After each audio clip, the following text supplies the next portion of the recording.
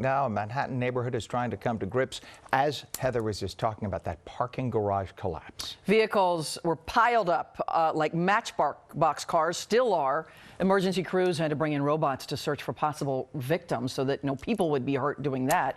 This morning, we know one person has died.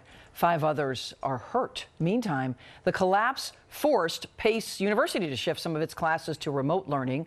The big question remains, how did this happen? We have team coverage this morning. Eyewitness News reporter Janice Hugh looking into how the tragedy is affecting Pace University and the surrounding neighborhood, everyone who lives there. First, we want to go to Derek Waller with a look at what we know about how this happened. Derek.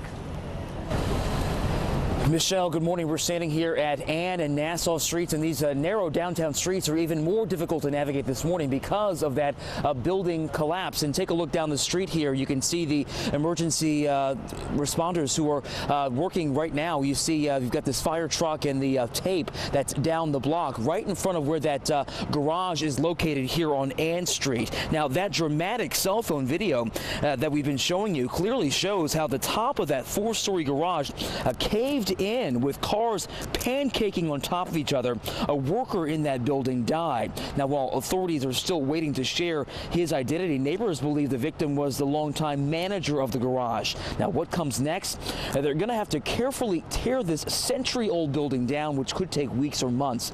We've also learned more about the technology used in the search and rescue efforts. The FDNY deploying drones and their robotic dog into the building after they deemed it unsafe for firefighters. That robot can even live stream video.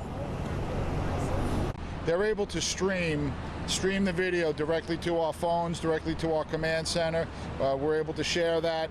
The great part of that is we're able to put these, use the technology to get information and reconnaissance without putting our firefighters' lives and our first responders' lives at risk. We do not want to send in someone until we can make sure the building is shored up, but using the necessary technology, we're able to get a clear view of what's happening inside the building for the most part.